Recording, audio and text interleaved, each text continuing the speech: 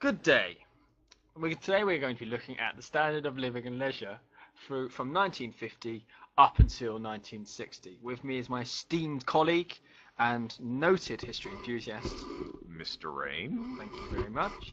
So, first things first, what do we mean by the word standard of living and the word leisure? Well, standard of living basically explains the quality of life. And the way we judge that is saying, do they have access to the bare necessities? Do they have a running toilet, running water? Do they have heating? Do they have electricity? Whereas Leisure, on the other hand, is how much time people have to relax, to go on holiday, what they can afford to do with their spare time. very enthusiastically put, sir. Thank you. So the key words we're going to be talking about: disposable income. Income is money you have coming in. So disposable money is basically money that you have left to spend on stuff you don't necessarily need. Okay, nice things. So if you spend all your money on food and rent and you have no money left, you have no disposable income to spend on nice things. Whereas if you have, say, £1,000 left after you pay for all the stuff you need to pay for, bills, rent, etc., then you have £1,000 money which is disposable. Leisure time is how much time you have after you finish working and doing all the cleaning and cooking, everything you need to do to live, how much time you have left over to do nice things. And lastly, the welfare state. It's the idea that the government will provide welfare or a better living for its people. And that is usually done in the form of money, service, sometimes housing, for those who are poor and can't afford it, older and no longer able, those who are disabled, those who are ill or unemployed. Effectively, the welfare state is government initiatives to make the society more fair for all peoples. So I'm going to take you through the story, what we're going to explain for the rest of this presentation. We're going to go through all this stuff in detail in a second, but just to tell you where we're heading. Essentially, there is a general improvement in the standard of living and the amount and type of leisure that the middle and working classes are entitled to and enjoy. This is mainly because of the rise of the welfare state, which gets rid of the worst excesses of poverty, which means the working class have a baseline standard of living.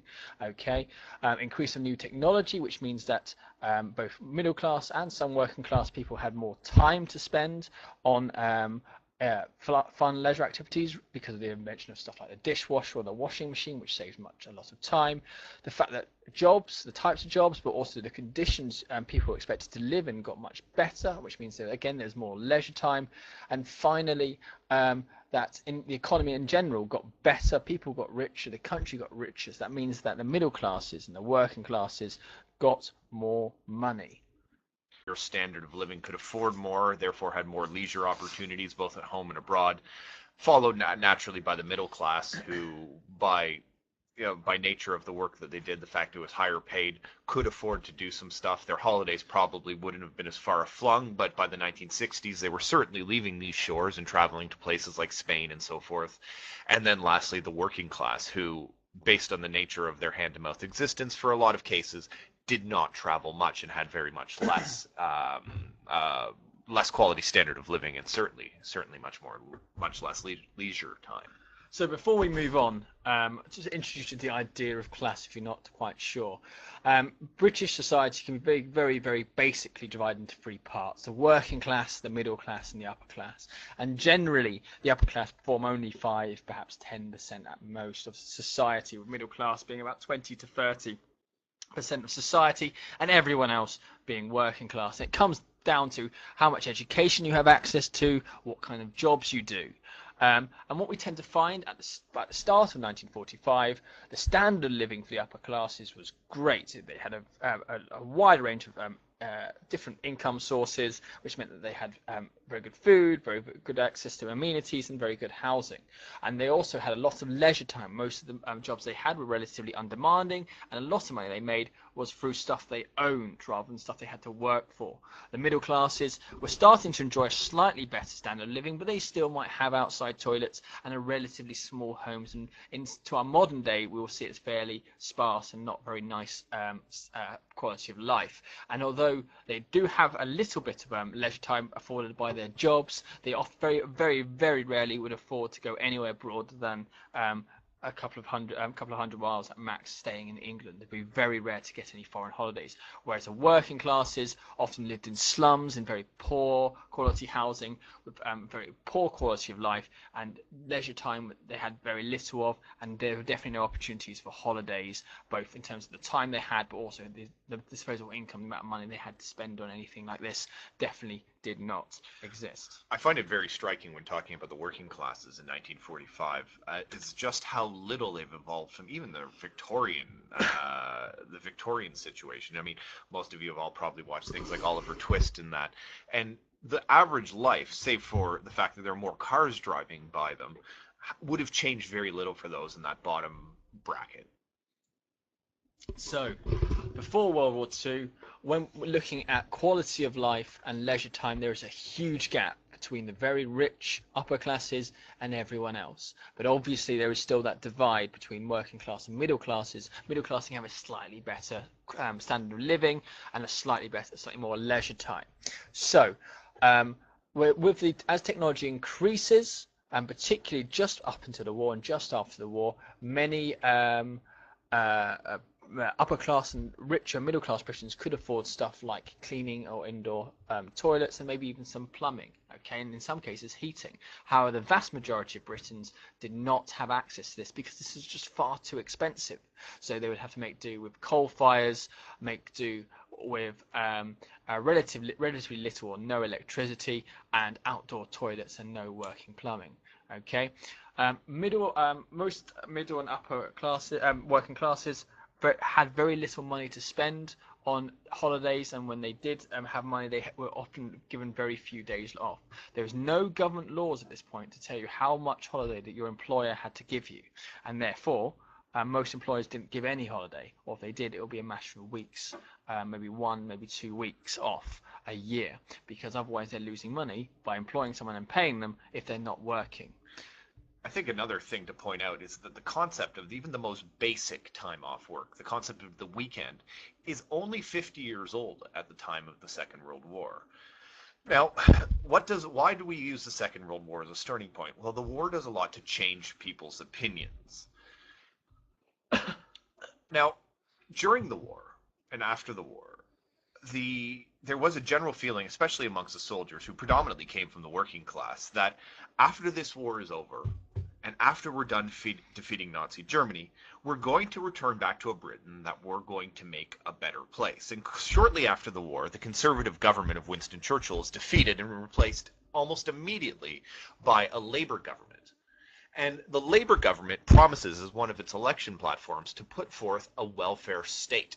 They wanted to make society more fair and better for poor Britons through government action, government payment, and predominantly government involvement in society. The average Briton saw, as a cause of this, in the immediate post-war period, I'm talking 1945 to 1949, pension increases. They received some insurance if they got sick, meaning that if they got sick and weren't able to work, they would receive some payment to continue living. Support for people with disabilities, support for people who had children, which allowed women to have a little bit more freedom, and support for those who found themselves unemployed. For instance, if a factory or shipyard closed, those employees would be basically left to exist on any meager savings they had. Now, with unemployment insurance, the government would provide a living wage for people who couldn't, at that time anyways, find employment. The beginning of real council housing pushes, replacing old slum housing with new houses with modern amenities, comes at this time. A lot of the new council houses are built on areas, especially in London and major industrial centers, that were former bomb sites. The Nazis, of course, had bombed London and a lot of Britain's major cities heavily during the Second World War, and there was lots of available land, a lot of which was sort of slum land that could easily be used for new, improved housing for the lower classes.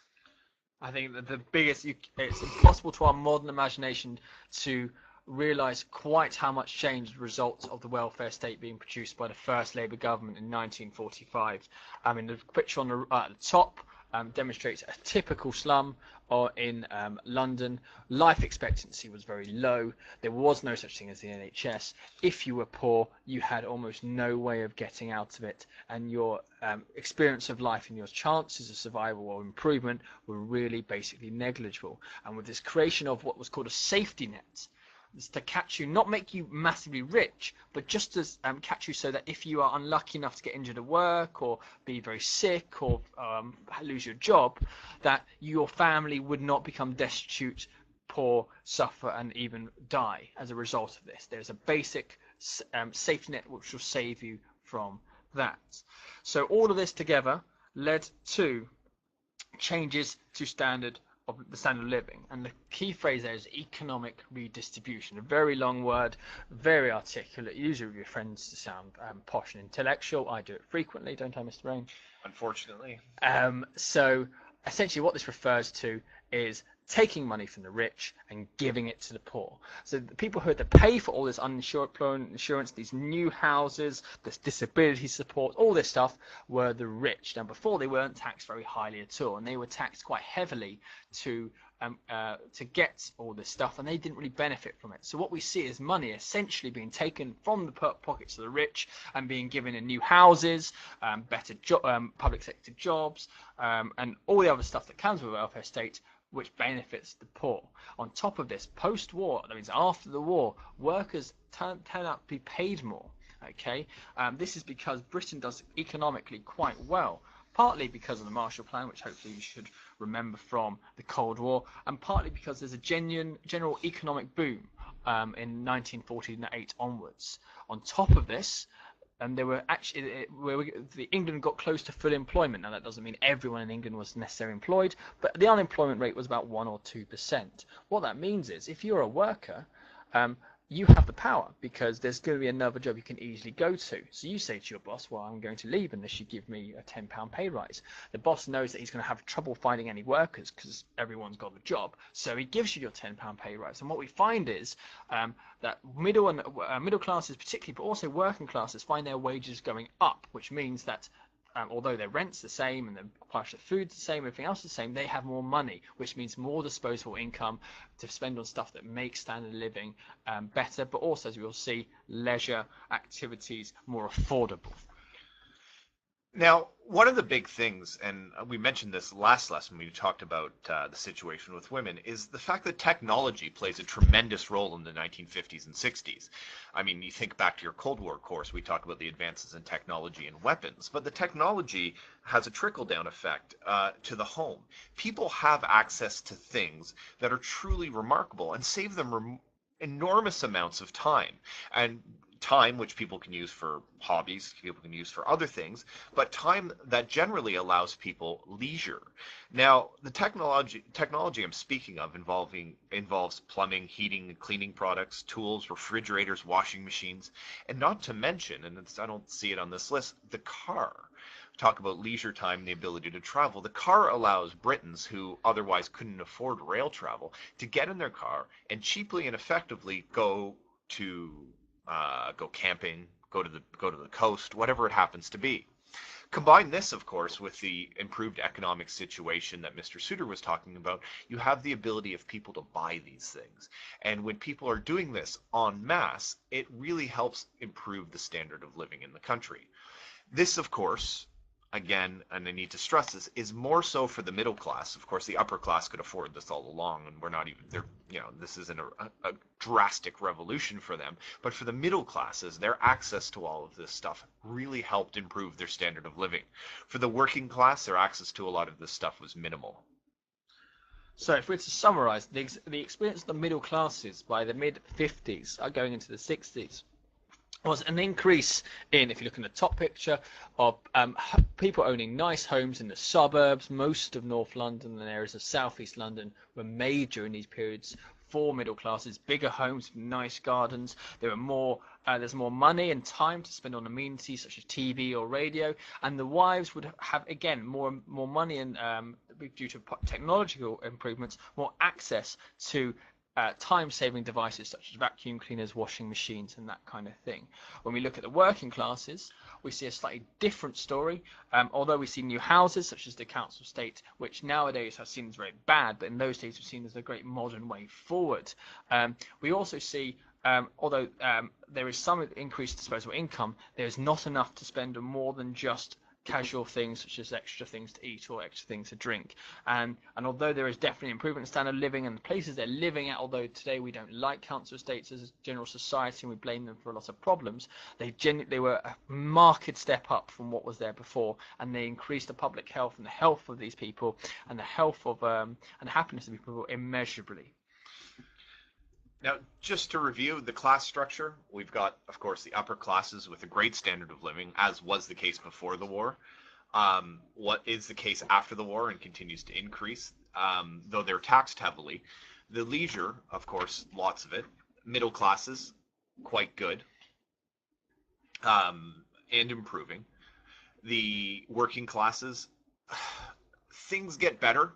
It's much improved, but still there is plenty of room for advancement. As far as leisure, of course, you have the upper classes with lots of time, the middle classes with little, but ever increasing amounts of time, and the working class very, very little. And so we're going to look at that leisure side now and see what happens. So we've looked at the improvement of the standard of living, and now we're going to look at the leisure side of things. So the main reasons for changes in to leisure are similar to standard of living. Because people are richer because of improvement of the economic situation, people are richer because the country is richer, the welfare state has existed, which means there's more disposable income. That means whereas people have more money, they can spend more money on leisure and on holidays. As well as this, as Mr. Raine mentioned, there's technological changes, which means that it's cheaper to fly out, it's cheaper to get a car, it's cheaper to get TVs and radios, which means you can spend your leisure time going on holiday, enjoying it, your family sitting around the TV, listening to radios, and that kind of thing. On top of that, in 1948, the government made it law for the first time that workers should have 2 weeks of paid holiday. Now that's very low considering our standards today, but is a brand new thing and gave every member of the Great British workforce an opportunity to go on holiday or at least spend their time in a way that wasn't working. On top of this, companies, again, struggling to get workers because you can get a job anywhere, would say, I'll tell you what, we'll give you an extra day off or two. I'll give you an extra week off if you stay here. And then the employees will go, well, that's a better deal than if I go down the road, so let's just stay here. So again, we see even though the law says you can have 2 weeks of paid holiday, companies often giving more in terms of paid holiday in order to keep their workers. So the major changes to leisure, and by far the greatest change, is the invention of television. In 1947, only 15,000 Britons had a TV license. By 1960, you're looking at 10.5 million. The amount of time British people spend in front of the TV as a form of leisure will be absolutely enormous. 23% by 1960 of the leisure time of the average British person will be spent in front of the television. This opens them up to new media, new culture, new experiences, and TV has a profound impact. In fact, we'll talk about that in later lessons. Also, you get, with TV, an increase in channels and more populist programs, bringing pop culture to the masses, etc. Car ownership goes to 1.5 million by the end of the 1960s, and Britons take to the highway perhaps greater and in more numbers than any other country save for America in the world. The Britons' love affair with the automobile really blossoms in the 1960s, and they use this to travel everywhere. The number of holidays increase again to 49 million by 1973. Britons are traveling not only within their own country, but by the early 1970s outside of the country. And also, too, the fact that aircraft technology means that Britons could travel further afield for cheaper and more people could go. And this has a profound impact on culture, as it brings other cultures to Britain as well, which, well, as we'll talk about, sort of the impact of British culture on others and other cultures' impact on us will have a tremendous impact, will have a tremendous influence on society. So when we look at the vast majority of ways people in Britain spent their leisure time, it's not just holidays. vast majority of times actually was just them sitting at home watching TV or enjoying board games or listening to the radio at home or just listening to music. However, there is a massive increase in car ownership, which means that people can drive to different parts of Britain, Scotland, Wales, or even closer, go on camping holidays or just going on holidays in Britain. This is particularly the case for the working classes and the middle classes, because although we see a rise in flights, it's not until the late 1960s, early 1970s where this becomes a mass thing. And if we have a look in the bottom right-hand corner, the first location Britons go to, and to some extent always still the case today, is Spain. There's a nasty old dictator in Spain who needs foreign money, and he realizes if he opens up his pristine sandy beaches to Brits on package holidays, which everything is included and are relatively cheap, British people will come en masse, of both of working class and middle class backgrounds, and spend their money up in Spain, helping Spain get richer. On top of this, we also see a rise of leisure, people spending their money in the pub or into cinema and other leisure spending. As well as this, finally, we see holiday camps emerging in Britain. So these are like specialist camps designed to entertain middle and working class Britons. They're designed to be all inclusive, so there's things for the kids to do, things for the adults to do too, etc. Again, this is great evidence, and the example there we give is Butlins, of increased leisure time, because this business takes off massively because so many people are doing it. And they have now for the first time 2 weeks of vacation to do it in. So to summarize what we've seen this lesson, from 1945 up until 1975, the standard of living for the and the leisure time of the upper class remains good. Right, they've got a lot of leisure time and they've got a good standard of living. But the middle classes have now entered into a standard of living which is far, far better. And they enjoy quite a comfortable existence by 1975. Still not quite same as ours, but considering what it was, quite a lot better. They have no danger of not having the bare necessities, or what we consider the bare necessities today.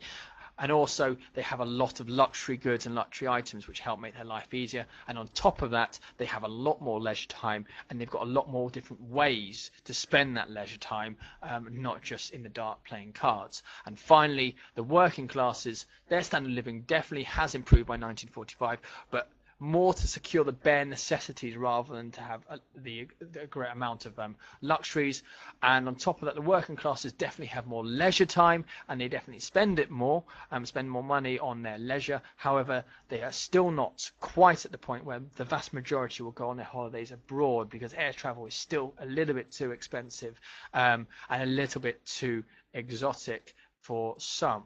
And so to finish off, the overall story is that because as Britain increases its economic power, because of the welfare state, and because technology is always making things cheaper and saving time, Britain's standard of living and amount of leisure time increases markedly. So it gets much better for both the working and middle classes, and this meant that life was significantly better than in 1975 compared to 1945.